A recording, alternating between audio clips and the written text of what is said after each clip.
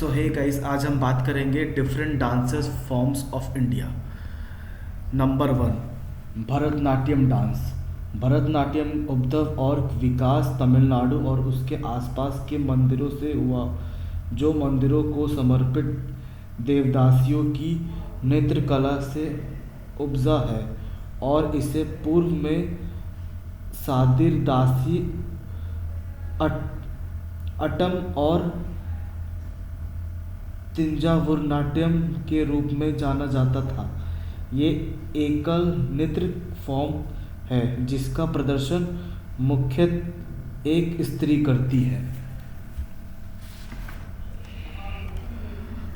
प्रारंभिक समय में इस नृत्य में हिंदू परंपरा, वैष्णव शैव और शक्ति आदि का प्रभाव देखने को मिलता था, लेकिन वर्तमान समय में ये शास्त्रीय नृत्य किसी धर्म विशेष पर आधारित नहीं है। Number 2, Kathak.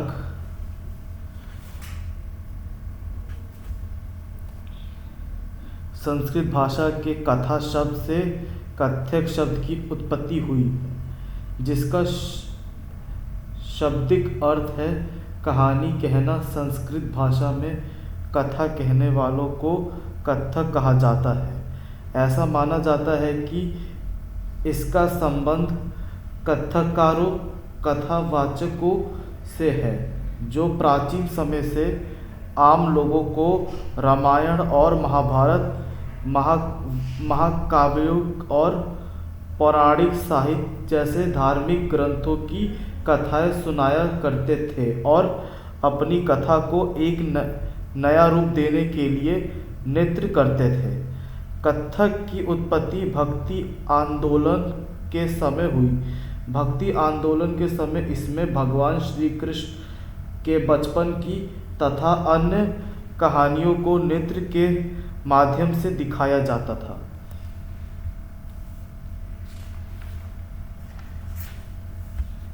Number 3, Kathakali dance. Karnataka के राजकुमार के संरक्षण में 17वीं शताब्दी में कथकली लघु नाट्य ने दक्षिण भारत में केरल राज्य में अपना निश्चित स्वरूप प्राप्त किया। कथकली अभिनय, नृत्य और संगीत का समन्वय है। कथकली नृत्य की विषय वस्तु रामायण और महाभारत पर आधारित होती है। इस शास्त्रीय नृत्य में रामायण और महाभारत जैसे पौराणिक ग्रंथों और पुराणों के विशेष चरित्र का नाटक के रूप में अभिनय किया जाता है। इस नृत्य में कहानी के रूप में बुराई और अच्छाई के बीच युद्ध को दर्शाया जाता है। इस नृत्य के गीत संस्कृत और मलयालम भाषा में होते हैं। कथकली नृत्य प्रस्तुत करने के लिए कलाकार का पूर्ण रूपेण प्रशिक्षित होना आवश्यक है। ये पुरुष प्रधान नृत्य है। इसमें अधिकांशतः महिलाओं की भूमि पुरुष ही निभाते हैं। कुछ समय से महिलाओं को कथकली में शामिल किया जाने लगा है। Number 4, Kuchipudi dance. कुचिपुड़ी शास्त्रीय नृत्य। कुचिपुड़ी क्लासिकल डांस का उद्गम भारत के आंध्र प्रदेश के कृष्ण जिले में हुआ, जहां ये 7वीं शताब्दी में आरंभ में भक्ति आंदोलन के परिणाम स्वरूप फला फूला। 16वीं शताब्दी के कई शिलालेख और साहित्यिक क्षेत्रों में कुचिपुड़ी नृत्य का उल्लेख मिला है। ऐसी धारणा है कि तीर्थ नारायण यति और उनके शिष्टद्रोण योगी ने वैविष्ट तरीके से इसे 17वीं सदी के आसपास विकसित किया। इस नृत्य का नाम कृष्ण जिले में स्थित कुचिपुड़ी गांव के नाम पर रखा गया है। प्राचीन समय में कुचिपुड़ी गांव के ब्राह्मण इस नृत्य का अभ्यास किया करते थे, जो उस समय उनका एक पारंपरिक नृत्य था। Number 5, Odissi dance. ओडिसी नृत्य की उत्पत्ति मंदिरों में नृत्य करने वाली देवदासियों से पूर्वी भारत के उड़ीसा राज्य में हुआ। शास्त्रीय नृत्य का ये रूप मुक्त स्त्रियों द्वारा किया जाता है। ओडिसी नृत्य अपने शुरुआती रूप में महरिम मंदिरों की देवदासियों द्वारा मंदिर के सेवा कार्यों के रूप में प्रस्तुत किया जाता था। ओडिसी शास्त्रीय नृत्य की नींव भरत मुनि के नाटक शास्त्र से मिली है।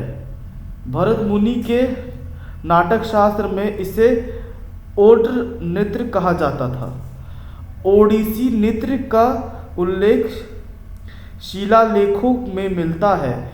इस भ्रमशेवर मंदिर के शिलालेखों में दर्शाया गया है कि कोणार्क से सूर्य मंदिर के केंद्र कक्ष में इसका उल्लेख मिलता है।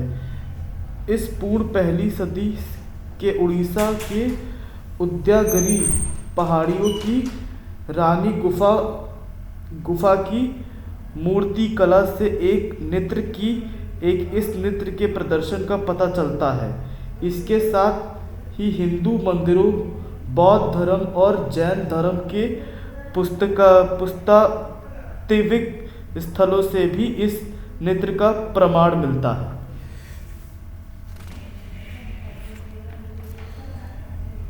Number 6, Manipuri dance. भारत के मणिपुरी राज्य में इस उत्पत्ति का विकास हुआ। ये नृत्य रूप 18वीं शताब्दी में वैष्णव संप्रदाय के साथ विकसित हुआ।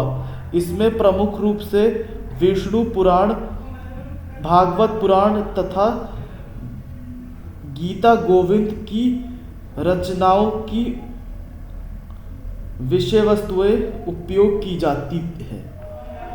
मणिपुरी नृत्य मुख्य अपने वैष्णव थीम और राधा कृष्ण की प्रेम लीला, रासलीला के लिए जाना जाता है। इसके अतिरिक्त मणिपुरी नृत्य शिव शक्ति आदि पर आधारित कथाओं पर भी होता है। आज भी इन नृत्य को प्रस्तुत करने के मुख्य मंचन स्थल के रूप में मणिपुरी के मंदिर जाने जाते हैं।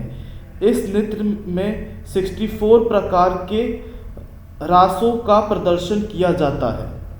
मणिपुरी नृत्य भारत के अन्य नृत्य की तुलना में अधिक अंतर्मुखी है। इस प्रदर्शन एक नृत्य दल द्वारा किया जाता है, जिसमें सभी एक विशेष किस्म के पोशाक कुंडली पहने हुए होते हैं। मणिपुरी नृत्य में नर्तकों की मुद्राएं मुख्य उसके हाथ और शरीर के ऊपरी भागों पर आधारित होती है। इसमें हल्की हल्की मुख्य मुद्राएं होती है। Number 7, Sattriya dance.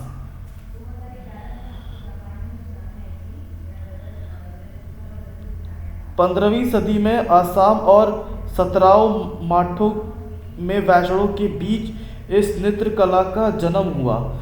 यह मुख्य भगवान कृष्ण की लीलाओं पर आधारित था। कभी कभी राम सीता के कथाओं पर आधारित होता है। स्त्रीय नृत्य जब कथा नृत्य व संवाद का स्वयंवर है। 15वीं सदी में भक्ति काल के संत और समाज सुधारक शंकर देव 1449-1586 द्वारा प्राचीन वैष्णव और उनके शिव महादेव ने मठों में अंकिया नाटक के सह प्रदर्शन हेतु शास्त्रीय नृत्य को विकसित किया। ये नृत्य आज भी उससे विशेष मठ में जीवित है। ये भारतीय शास्त्रीय नृत्य हाथ के इशारे की विकसित भाषा, हस्त कदमों के प्रयोग, पाद कर्म, गति और अभिव्यक्ति नृत्य एवं अभिनय तथा प्रदर्शन पर आधारित है। इससे पहले केवल पुरुषों द्वारा किया जाता था, परंतु अब इसे स्त्रियों द्वारा भी किया जाने लगा है। इस नृत्य को वाद्य यंत्र के साथ किया जाता है। इस नृत्य में मुख्य गायक गाते हुए अभिनय करता है और कहानियाँ सुनाता है, जबकि नर्तकियों का एक छोटा समय झांझ बजाते हुए नृत्य करता है। अगर ये वीडियो आप लोगों को पसंद हुई तो please like, share and subscribe to this channel historical world. Thank you and धन्यवाद।